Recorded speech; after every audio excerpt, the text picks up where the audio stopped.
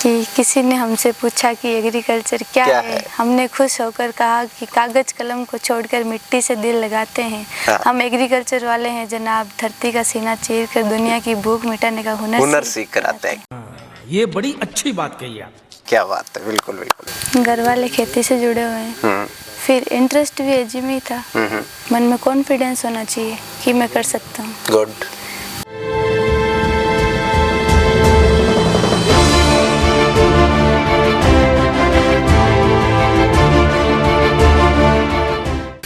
नमस्कार।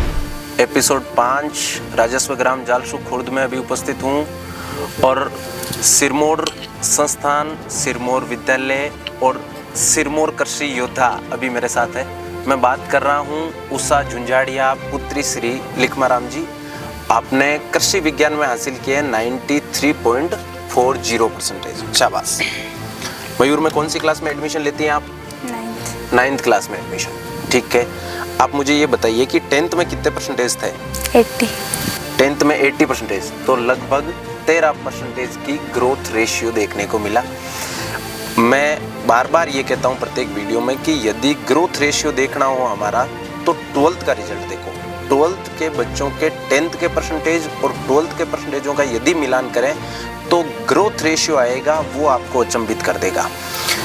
उसका अगला सवाल, 11वीं में एग्रीकल्चर की तरफ मूव कैसे हुआ? घर वाले खेती से जुड़े हुए हैं, फिर इंटरेस्ट भी एजी में ही था और डेमो भी दिया बायोमैथ में। उनमें कंपटीशन एजी के बजाय ज़्यादा होता है, इसलिए एग्रीकल्चर में। गुड। आगे क्या सपने हैं? Agriculture research officer. Good. Agriculture research officer ARO। आप मुझे ये बताइए कि 11वीं 12वीं 2 साल एग्रीकल्चर सेक्टर को समझा।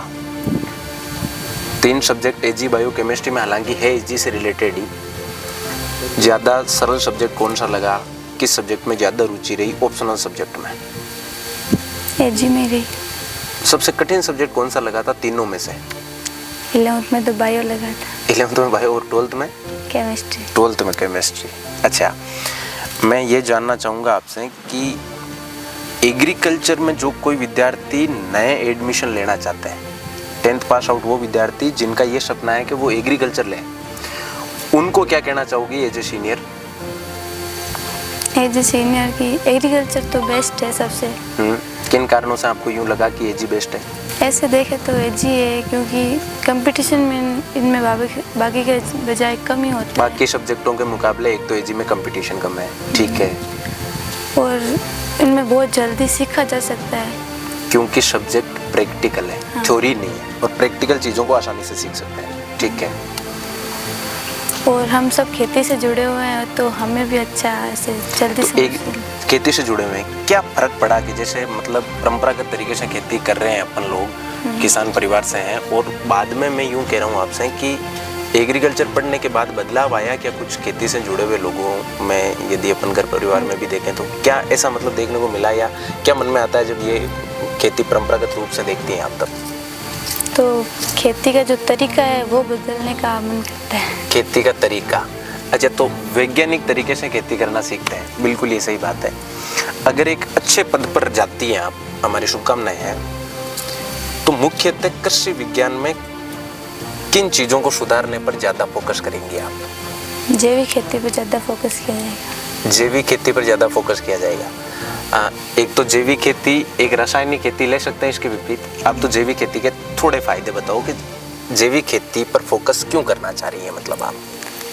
एक तो लंबे समय तक मिट्टी की उर्वरता बनी रहेगी जैविक खेती से। हाँ। क्योंकि काम में लेंगे केवल जैविक उत्पाद। बिल्कुल। और बताइए?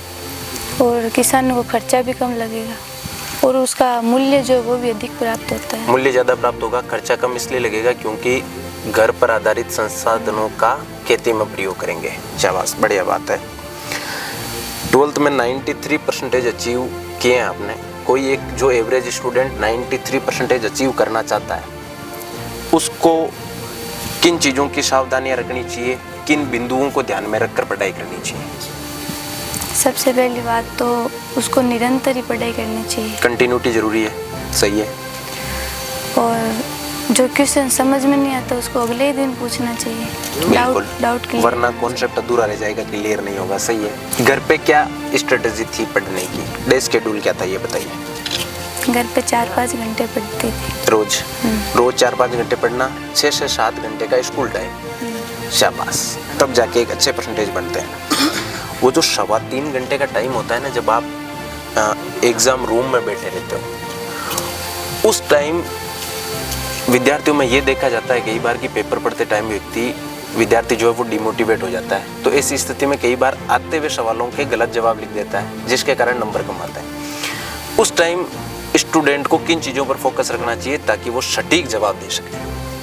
पहली बात तो मन में कॉन्फिडेंस होना चाहिए कि मैं कर सकता हूँ। गुड। और ऐसा लगना चाहिए कि मैं जो कर रहा हूँ वो सही है। सही है। और जो मेरे को नहीं आ रहा है प्रश्न, वो मैं जो टिप्पा लगाऊंगा वो भी सही है।